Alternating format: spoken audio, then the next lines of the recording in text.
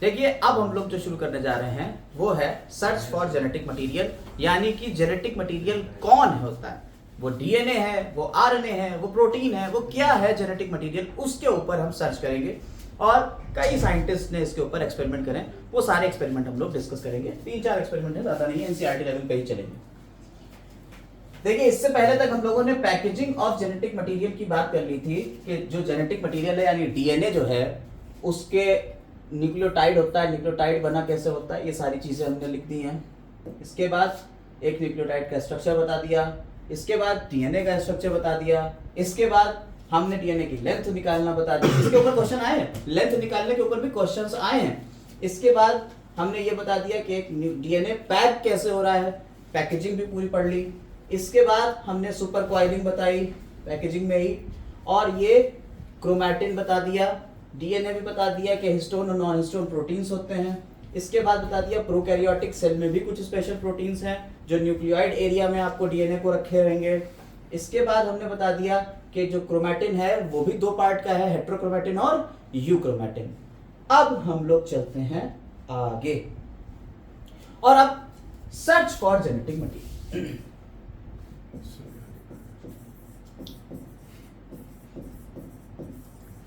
Search for genetic material कि भैया genetic material है कौन।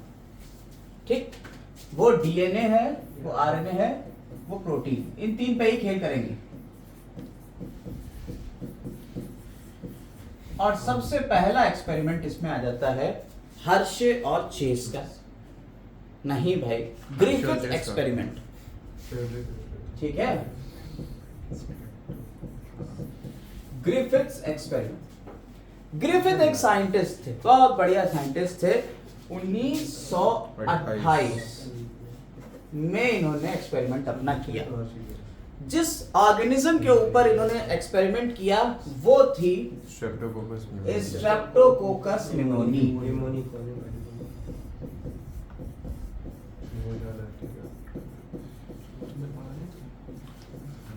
या निमोकोकस।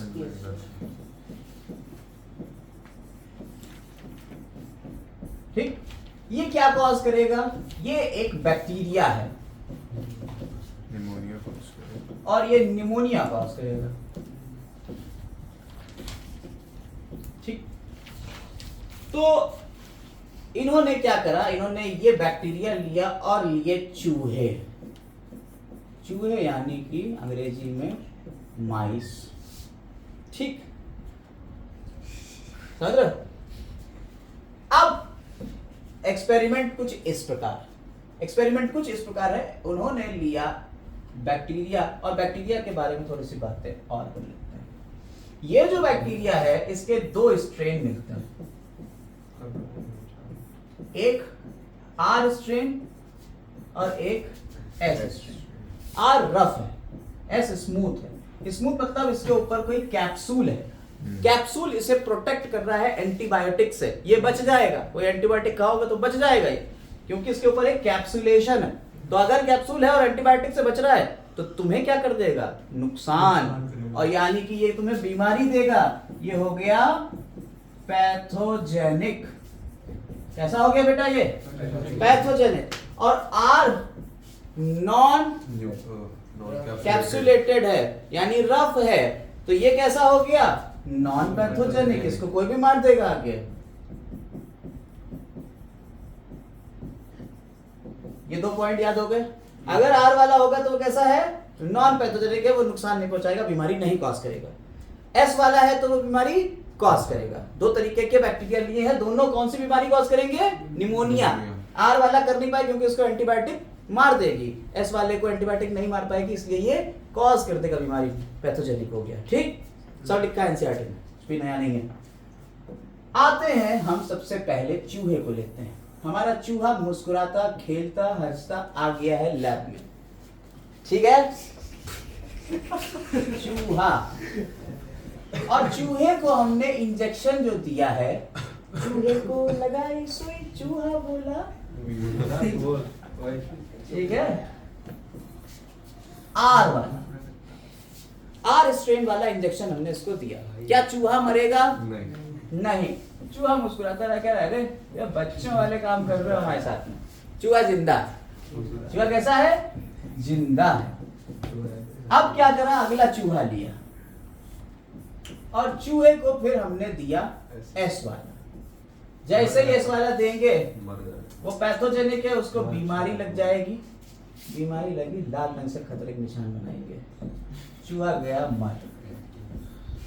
ठीक है, चूहा मर गया यानी डेड। ठीक, अब अगली बार हमने क्या करा, एक और चूहा लिया और हीट किल्ड एस करा।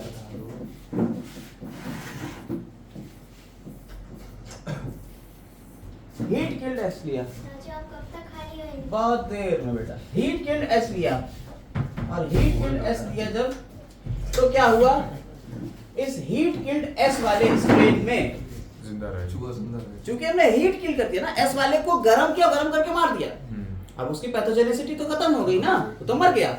और तब हमने इसको जब लगाया चूहे पे, तो चूहा हंसता खेलता मुस्कुराता अलाइव है। आखिरी काम करेंगे वो है खतरनाक। आखिरी काम जो हुआ उसमें हमने हीट किल्ड एस वाले को आर, नॉर्मल जिंदा आर के साथ में मिला दिया। आर अभी तक तो कुछ नुकसान नहीं पहुंचा रहा था, पता था नाम रहता था, लेकिन भाई साहब जैसे ही इसके साथ में मिलाया, इसने चूहे को मार गिराया। समझे?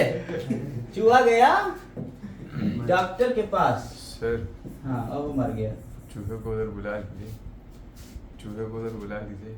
चूहे को बुलाएंगे नहीं, चूहे को बुलाएंगे दिक्कत हो जाएगी। देखिए तो ये क्या हुआ, यहां पे ग्रिफिथ ने अपना फाइनल रिजल्ट कहा, अपना क्लोजिंग स्टेटमेंट उन्होंने कह दिया कि साहब देखिए मेरे इस पूरे प्रयोग से आपको क्या समझ आया कि चूहा यहां जब नहीं मर रहा था, आर वाला नॉन पैथोजेनिक था, लेकिन जब हीट किल्ड एस मरे हुए एस के साथ में मिल गया, यानी मरे हुए एस के अंदर कुछ एक ऐसे मटेरियल होंगे जिन्होंने आर वाले, जिंदा आर वाले को ट्रांसफॉर्म कर दिया,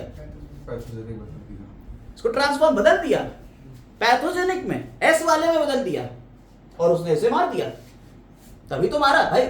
इसके मरने के पीछे किसी जिंदा चीज का हाथ था, वो जिंदा चीज किसी को नुकसान नहीं पहुंचाती थी, लेकिन जब इसके मरे हुए स्ट्रेन्स के साथ में ये मिल गया, तब ये खुद में बदल गया और इसे मार गिराया।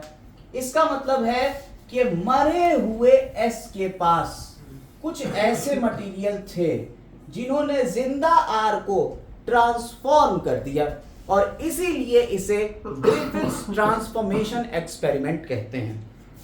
ठीक, ग्रिफिथ ये बात नहीं पता लगा पाए भाई साहब वो डीएनए है, वो आरएनए है या वो प्रोटीन। क्लियर? यहां तक कोई दिक्कत किसी को नहीं? एक्सपेरिमेंट समझ में आ गया, बहुत इजी एक्सपेरिमेंट था, कुछ नहीं था इसमें। अब ग्रिफिथ का एक्सपेरिमेंट यहां खत्म होता है और यहां से तीन साइंटिस्ट, एवरे, मैक्लियोड और मैककार्टी, ठीक है, every, Oswald, every, Oswald, every, spelling क्या है? एवरे, ठीक, ओसवाल्ड की भी गलत लिखी है सर, ओसवाल्ड, एवरे और Colin MacLeod. MacLeod. Sir Oswald में से टी हटा दीजिए। ऐसा है, एनसीईआरटी देख लेना, मैक्लियोड और मैककार्टी। ठीक, पहले बताते हैं, ओसवाल्ड, मैक्लियोड और मैककार्टी, एवरे, मैक्लियोड और मैककार्टी, ये तीन साइंटिस्ट थे। इन्होंने क्या करा, इन्होंने 1933 से 1944 तक 10 साल एक एक्सपेरिमेंट किया, उसी बात का पता लगाने के लिए जो ग्रिफिथ छोड़ के चले गए थे। बस मेरा काम हो गया, अब तुम निकालो उसमें से वो कौन था, डीएनए था, वो आरएनए था या प्रोटीन था। अब उन्होंने क्या करा, जो एक्सपेरिमेंट किया है वो बड़ा लाजवाब था। देख लीजिए, यहीं पे दिखा देते हैं। उन्होंने 3 वेसल लिए,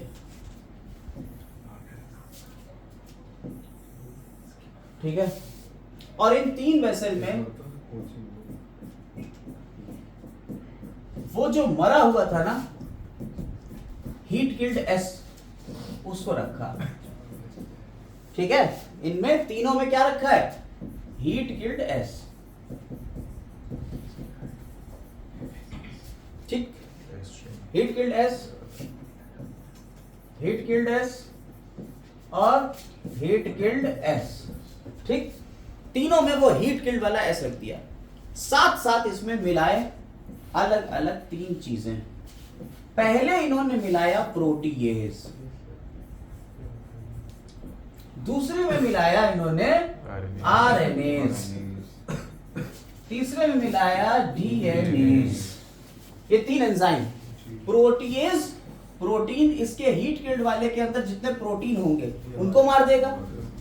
आरएनएज हीट किल्ड एस वाले के अंदर जितने भी आरएनए होंगे उनको मार देगा, और डीएनएज जितने भी डीएनए होंगे उनको मार देगा।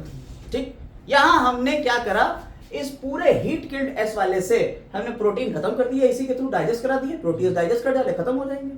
अब इस मटेरियल को मिलाया हमने किसके साथ में? आर वाले के, जिंदा आर के साथ, और तब इस सॉल्यूशन को मिला के हमने लगा दिया चूहा मर गया।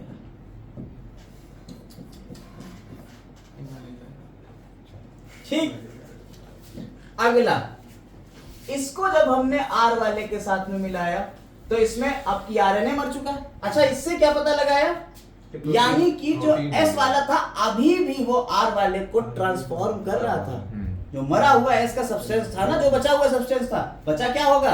आरएनए और डीएनए।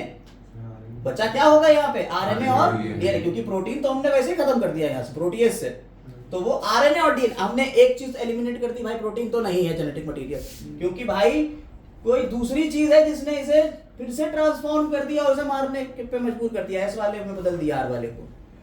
अब की हमने कहा चलो आरएनए होगा, हो सकता है वो आरएनए हो, तो इस मटेरियल में हमने आरएनएस मिला दिया, तो इसका जितना भी मटेरियल था उसके आरएनए को सबको खत्म कर दिया। प्रोटीन पहले खत्म हो चुका था, आरएनए भी खत्म करके दिखा दिया। अब फिर इसके साथ में मिलाया हमने आर वाले के साथ में, और तब इसे हमने चूहे में लगाया, तब भी मर गया, और चूहा फिर से मर गया। क्यों हो रहा है भाई ऐसा? इसका मतलब है, इसका मतलब है आरएनए भी जेनेटिक मटेरियल नहीं था, वो भी चेंज नहीं कर रहा था, क्योंकि अगर आरएनए चेंज कर रहा होता तो ये जिंदा रहता, वो एस में ट्रांसफॉर्म ही नहीं होता, ये फिर ट्रांसफॉर्म हो गया एस में, तभी तो मार रहा है। बात समझ में आ रही है या नहीं? एस में ये दोबारा बदल गया, इसका मतलब है अब बचा एक शातिर, वो कौन है? डीएनए। हम इसके ऊपर भी कर लेते हैं। अब की हमने डीएनए मिलाया, और डीएनए मिला के हमने क्या करा इसको, अब की हमने इसको डीएनए के साथ में मिला के, और हमने इसे आर वाले के साथ में मिला दिया, यानी कि अब इसका पूरा डीएनए खत्म कर दिया। अब आर वाले के साथ मिला के जब हमने चूहे में लगाया तो चूहा जिंदा रहा। इससे ये पता चला कि आर वाला अब की नहीं बदला, यानी कि वो डीएनए ही था जो इसे बदल रहा था। यहां से एक छोटा सी बात हमें पता चली कि वो डीएनए ही है जेनेटिक मटेरियल। यहां हमें एक बात का तो छोटा मोटा कंफर्मेशन मिल जाता है कि वो डीएनए ही है जेनेटिक मटेरियल। ठीक है, कोई दिक्कत इसमें नहीं। अब हम तीसरे एक्सपेरिमेंट की तरफ बढ़ते हैं। ये किसका था? एवरे, मैक्लियॉड और मैककार्टी का था। 10 साल तक ये एक्सपेरिमेंट चला, और उससे ये इन्होंने हल्का सा निष्कर्षण निकाला, ग्रिफिथ के आगे की बात हुई। अब तीसरा एक्सपेरिमेंट हर्शे और चेस। ठीक है, मार्था, चेस और हर्शे। कौन थे हर्शे? एल्फ्रेड हर्शे और Martha Chase. Hershey and Chase, Hershey and Chase experiment.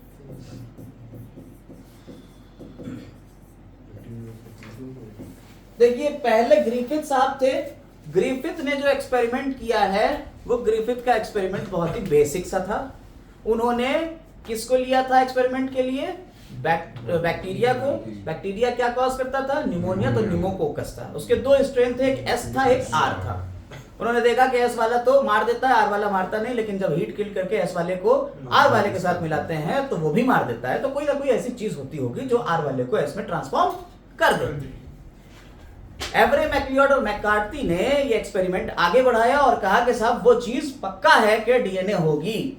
उन्होंने 3 वेसल्स में अलग अलग एंजाइम्स डाल के उसको प्रूफ कर लिया। लेकिन अब एक और फाइनल जो था अनइक्विवोकल प्रूफ, वो किसने करा है? वो करा है हर्शे और चेज ने। और हर्शे और चेज ने जो एक्सपेरिमेंट किया है वो 1952 में किया है।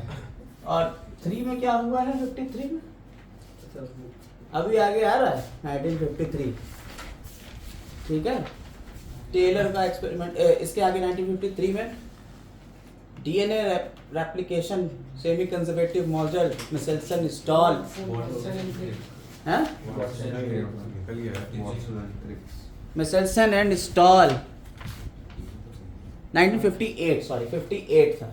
53 में वाटसन और क्रिक, रेप्लिकेशन कर दिया था। ठीक। चलिए अब हम लोग आगे आते हैं और इस एक्सपेरिमेंट को आगे बढ़ाते हैं। इस एक्सपेरिमेंट का जो मटेरियल इन्होंने लिया है वो है बैक्टीरियोफेज।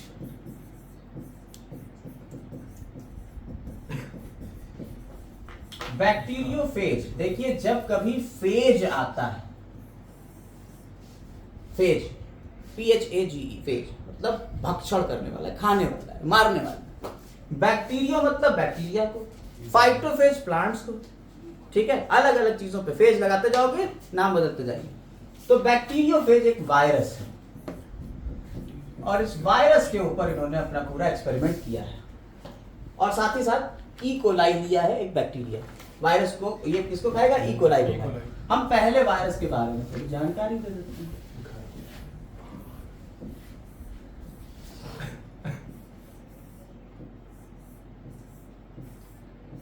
ये टैडपोल लाइक इसका स्ट्रक्चर होता है। इस वायरस में आउटर कोट होता है किसका बना हुआ? प्रोटीन का, और अंदर की तरफ डबल स्ट्रैंडेड डीएनए।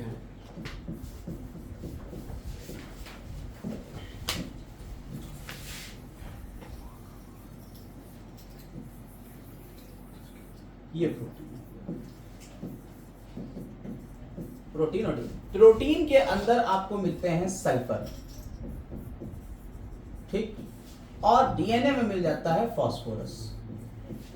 हमने इसकी 2 वेरिएंट बनाए।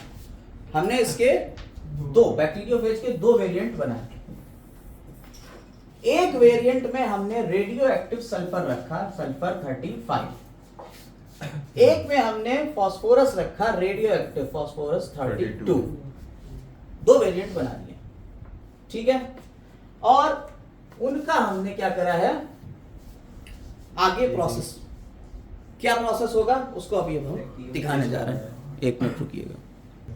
देखिए यहां इन्होंने क्या करा है, इस एक्सपेरिमेंट को आप ध्यान से देखिए। इस एक्सपेरिमेंट में इन्होंने क्या करा है, हमने कहा दो उन्होंने चीजें ले ली हैं। एक में उन्होंने बनाया रेडियो एक्टिव सल्फर लगा दिया, ठीक है, रेडियो एक्टिव सल्फर लगा दिया। और सल्फर कहाँ होगा? सल्फर कहाँ होगा? इसके प्रोटीन में। और एक में रेडियो एक्टिव फास्फोरस लगा दिया। फास्फोरस कहाँ होगा? डीएनए में, ठीक है। फास्फोरस किसमें हो जाएगा?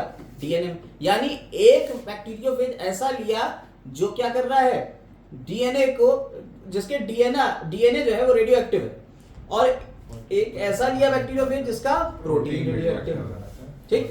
और दोनों से कहा कि जाओ जी लो अपनी जिंदगी। तो देखिए जो बैक्टीरियोफेज होता है वो क्या करता है, रान बैक्टीरियोफेज जो होता है वो क्या करता है, वो बैक्टीरिया के ऊपर अटैक करता है और अपना डीएनए उसके अंदर डालता है। और फिर क्या, इसे कहते हैं इन्फेक्शन, ठीक। इस प्रोसेस क्या कहते हैं? इन्फेक्शन।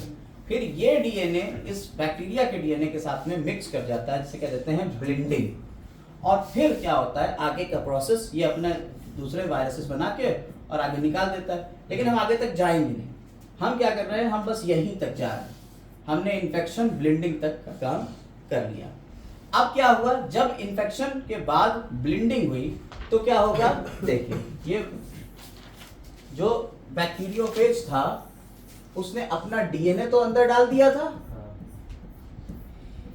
तो एक तरफ जो 32 वाला था उसके डीएनए में रेडियो एक्टिविटी थी, हाँ। वो डीएनए रेडियो एक्टिव डीएनए अंदर चला गया सुपर P32 वाला, ठीक है, और इसके डीएनए को क्या कर दिया, मिक्स कर दिया, यानी इसके साथ में क्या हो गया, अब जब ब्लेंडिंग हुई तो इसमें रेडियो एक्टिविटी सेल के अंदर आ गई, और इसका जो प्रोटीन कोड था काली वाला, ठीक है, वो क्या हो गया, यहाँ बाहर रहा, वो नॉन रेडियो एक्टिव था।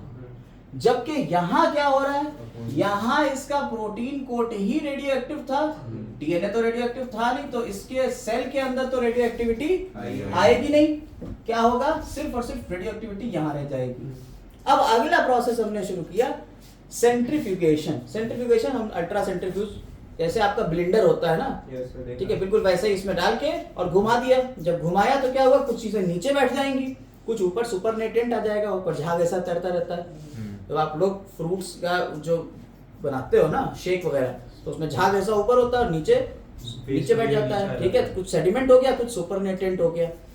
तो वही चीजें इन्होंने देखी, इन्होंने देखा कि जब रेडियो एक्टिव हमने क्या लिया था, सल्फर लिया था, जिसमें रेडियो एक्टिव सल्फर था, उसके no radioactivity is detected inside cell, उसकी सेल के अंदर कोई रेडियो एक्टिविटी डिटेक्ट नहीं हुई, उसके सुपरनेटेंट में रेडियो एक्टिविटी दिखी, यानी कि इसका जो प्रोटीन कोड था वही तो सुपरनेटेंट में था और उसमें रेडियो एक्टिविटी इसको दिखी। जबकि इस वाले में जहां फास्फोरस वाला लेवल था, यानी डीएनए में था, उसके सेल के अंदर तुम्हें रेडियो एक्टिविटी मिली और सुपरनेटेंट में कोई रेडियो एक्टिविटी नहीं मिली। समझ में आ गई बात या नहीं? इससे ये बात पता चली कि सेल के अंदर कौन सी चीज जा रही है, वो डीएनए ही था, क्योंकि हमने डीएनए पे ही रेडियो एक्टिविटी शो कराई, ठीक है, और वही अंदर चला गया, और इसीलिए उसके डीएनए में रेडियो एक्टिविटी होने की वजह से सेल के अंदर हुई। तो जेनेटिक मटेरियल कौन हुआ, डीएनए, ना कि प्रोटीन। समझ में आ गई बात या नहीं? कोई दिक्कत इसमें जरा सी भी नहीं? ठीक है, चलो ये हर्षे और चेस का एक्सपेरिमेंट। आरएनए स्किप कर दिया इसमें। हाँ, इसमें आरएनए की कोई बात नहीं करी, इन्होंने डायरेक्ट कह दिया डीएनए और प्रोटीन के बीच में करा दिया। इस तरह से हमने कहा जेनेटिक मटेरियल हमारा कौन है, डीएनए हमारा जेनेटिक मटेरियल है, और ये हमारा सर्च पूरी हुई जेनेटिक मटेरियल की।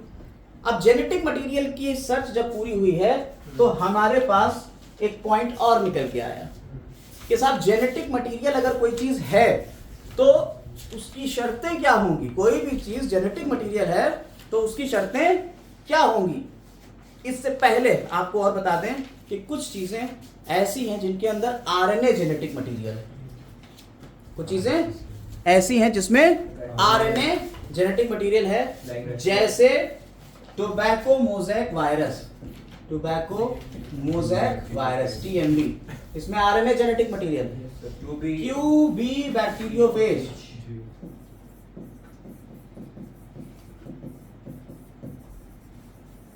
इसमें आरएनए, कुछ ऐसे वायरसेस हैं जिनके अंदर आरएनए जेनेटिक मटेरियल होता है, ठीक है। आरएनए क्या है, जेनेटिक मटेरियल है। अब जेनेटिक मटेरियल होने के लिए कुछ शर्तें हैं, ठीक, वो शर्तें यहाँ 4 शर्तें हैं। अगर वो कोई भी पार्टिकल, कोई भी मॉलिक्यूल अगर वो 4 शर्तें पूरी करता है तो हम कहेंगे वो जेनेटिक मटेरियल है। पहली शर्त क्या है, पहली शर्त ये है it should be able to generate its replica. इसमें क्या होना चाहिए, रेप्लिकेशन होना चाहिए साहब, ये अपना रेप्लिका बना सके। दूसरी शर्त क्या है, it should be stable chemically and structurally, तो केमिकली और स्ट्रक्चरली स्टेबल होना चाहिए, स्टेबल होना चाहिए। यानी कि खाली ये नहीं कि उसका स्ट्रक्चर बड़ा बढ़िया है लेकिन केमिकल कहीं भी टूट जाता है, किसी से भी रिएक्ट कर लेता है। तो केमिकली और स्ट्रक्चरली दोनों तरीके से ये स्टेबल होना चाहिए। तीसरी शर्त क्या है, it should provide scope for slow changes, यानी इसमें क्या होना चाहिए, स्लो म्यूटेशन, स्लो चेंजेस होना चाहिए। म्यूटेशन, म्यूटेशन क्या होते हैं, जो एक जनरेशन से दूसरी जनरेशन में जाते हैं। और चौथी शर्त, it should be able to express itself in the form of Mendelian characters, ये मेंडेलियन कैरेक्टर के जैसे अपने आप को एक्सप्रेस भी करें, यानी अगली जनरेशन में जब जाएं तो ये अपने आप को एक्सप्रेस भी करे, मेंडेलियन कैरेक्टर्स, फैक्टर्स जो हमने आपको बताया थे जीन की तरह, ठीक है, ये अपने आप को एक्सप्रेस भी करे। और इसके लिए यहाँ पे कुछ बातें दी हुई हैं एनसीईआरटी की, उन बातों को हम यहाँ डिस्कस करने जा रहे हैं, जरा देखेंगे। चल आइए शुरू करते हैं। हमने आपको जो बातें बताई उनको थोड़ा सा यहाँ पे देख लीजिए, ये सब लिखा हुआ है, पहली, दूसरी, तीसरी और चौथी शर्त, 4 शर्तें इन्होंने दे रखी, ठीक है। अब इन्हीं शर्तों के ऊपर, चूंकि डीएनए का स्ट्रक्चर आपको पता है, आरएनए का स्ट्रक्चर हल्का फुल्का आप जानते हो, तो हम उसी के ऊपर ये सारी बातें अब डिस्कस करेंगे यहाँ पे। आप देखिए, सबसे पहले इफ वन एग्जामिन, हम अगर एग्जामिन करें ईच रिक्वायरमेंट, जो चारों रिक्वायरमेंट है, अगर उसको हम एग्जामिन कर रहे हैं one by one, because of rule of the basic pairing complementary, both nucleic acid यानी DNA and RNA have ability to direct their duplications. पहली बात, जो पहली शर्त हमने आपको बताई, जेनेटिक मटेरियल होने की पहली शर्त क्या है? रेप्लिकेशन हो पाए, तो दोनों ही कर लेते हैं साहब, चाहे डीएनए हो चाहे आरएनए हो। तो पहली बात, तो पहली फर्स्ट क्राइटेरिया तो दोनों फुलफिल कर लेते हैं, और प्रोटीन फेल हो जाता है इसमें, ठीक। Genetic material should be stable enough to change with different stages of life cycle. Mutation होना चाहिए, स्लो म्यूटेशन, म्यूटेशन वाला भी नीचे आएगा। स्टेबल इनफ, स्टेबिलिटी केमिकली और स्ट्रक्चरली स्टेबल होना चाहिए ना, दोनों है, तो दोनों होंगे इसमें। लेकिन यहाँ स्टेबिलिटी के ऊपर अगर आप बात करें तो stability is one of the property of genetic material very Griffith transformation principal it said that heat, अभी आपने कहा ग्रिफिथ का ट्रांसफॉर्मेशन एक्सपेरिमेंट जो बैक्टीरिया का था, उसमें हमने हीट किल्ड वाला करा था, ऐसे स्ट्रेन लिया था भाई साहब, वो इतना स्टेबल था कि गर्मी उसको मार नहीं पाई थी। हीट किल करने के बाद भी एस ने आर वाले को ट्रांसफॉर्म कर दिया था, यानी कि वो स्ट्रक्चरली और केमिकली स्टेबल था। तो बात समझ में आती है। Did not destroy some of the properties of genetic material. This now can easily be explained in the light of DNA that two strands being complementary itself. जब हम कहें गरम करते हैं डीएनए, जब डीएनए को गरम करते हैं तो क्या होता है, वो दो स्ट्रैंड्स एक दूसरे से अलग अलग हो जाते हैं, डीनेचुरेशन। और जैसे ठंडा करा वो रीनेचुरेशन हो जाते हैं, दोबारा से आ जाते हैं, तो स्टेबल है ना, कंप्लीमेंट्री है। व्हेन अप्रोप्रिएट कंडीशन प्रोवाइडेड, देखिए क्या लिखा हुआ है, complementary if separated by heating come together, एक दूसरे के पास आ जाएंगे, जब अप्रोप्रिएट कंडीशन मिलेंगी दोबारा जुड़ जाएंगे वो। समझ में आई बात? ये बात क्या थी उसकी, स्ट्रक्चरली, वो स्ट्रक्चरली स्टेबल था डीएनए। अब बात करते हैं केमिकली। आपको बताया हमने डीएनए में जो शुगर होती है उस पे ये 2 नंबर का जो OH वाला वो है, वो O हटा हुआ होता है, डीऑक्सीराइबोज शुगर होती है।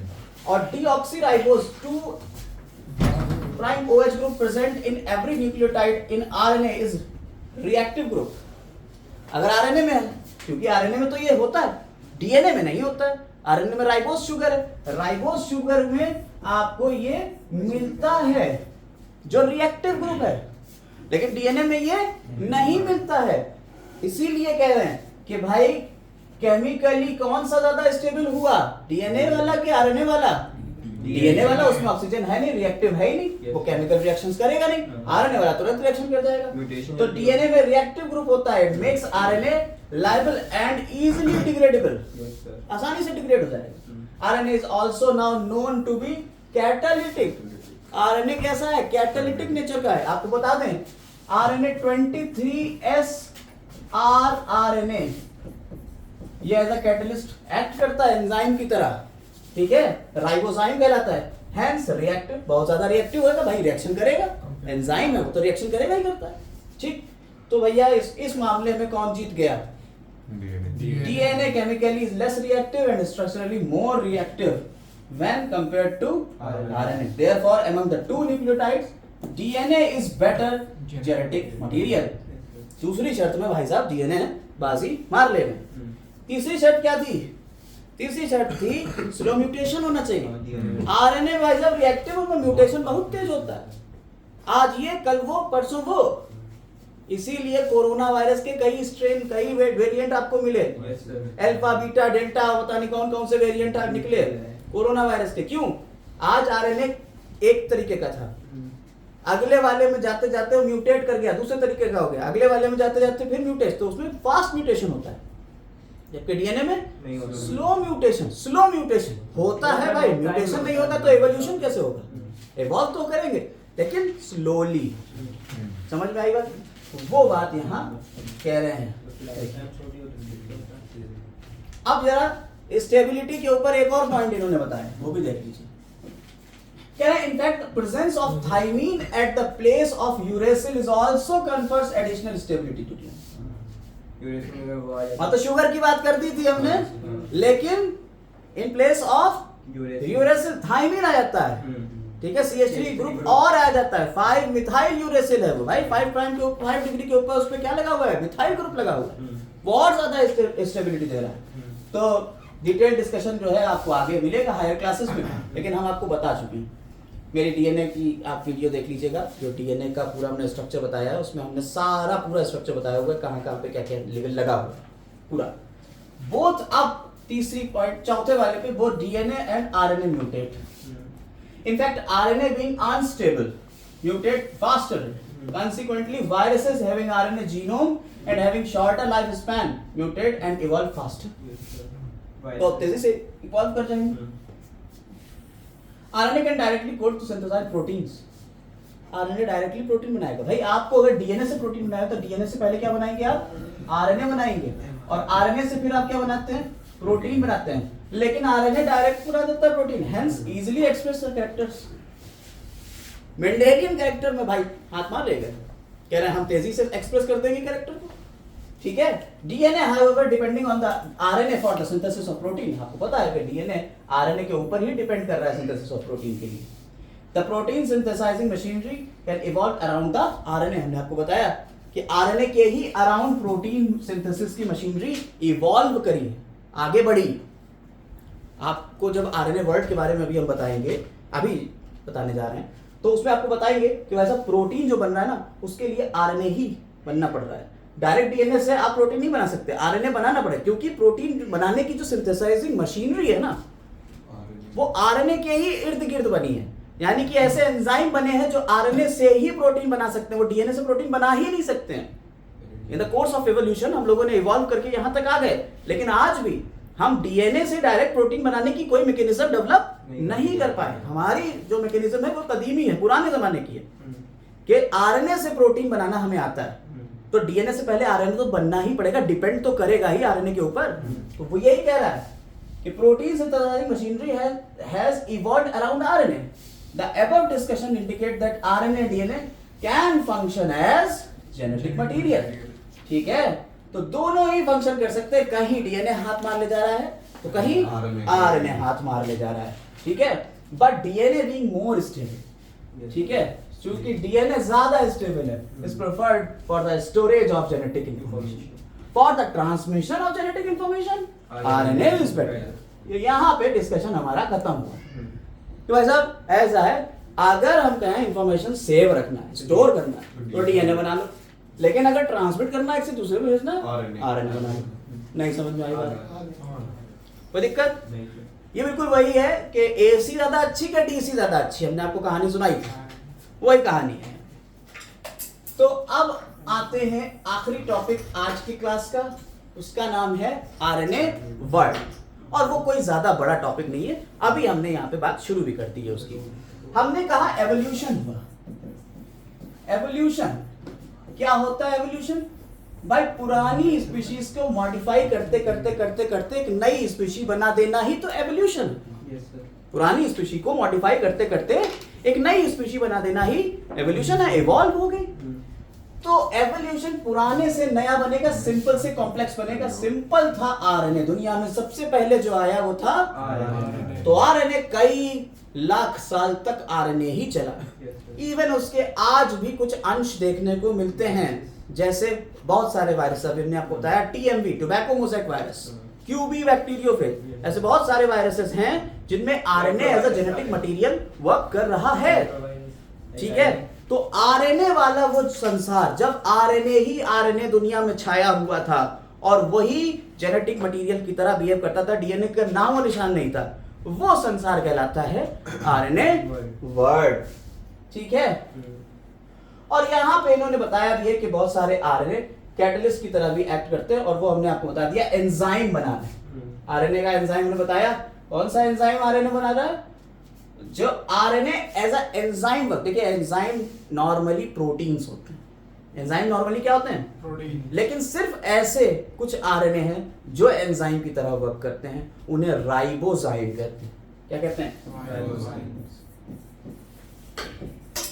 और ये राइबोजाइम कौन है, 23SR आरएनए। भाई साहब नीट में कई तरीके से घुमा घुमा के क्वेश्चन पूछा गया, आप इसको याद कर लीजिएगा, ठीक। और इसी के साथ हमारा डीएनए खत्म होता है, और पैकेजिंग और एक्सपेरिमेंट्स सारी चीजें यहाँ खत्म हो जाती हैं। उम्मीद कर रहे हैं आप लोगों को यहाँ तक सब कुछ समझ में आया होगा। नेक्स्ट क्लास से हम लोग डीएनए रेप्लिकेशन, ट्रांसक्रिप्शन और ट्रांसलेशन तीनों एक साथ निपटाएंगे, ठीक है। चल आज के लिए बस इतना ही। Have a nice day.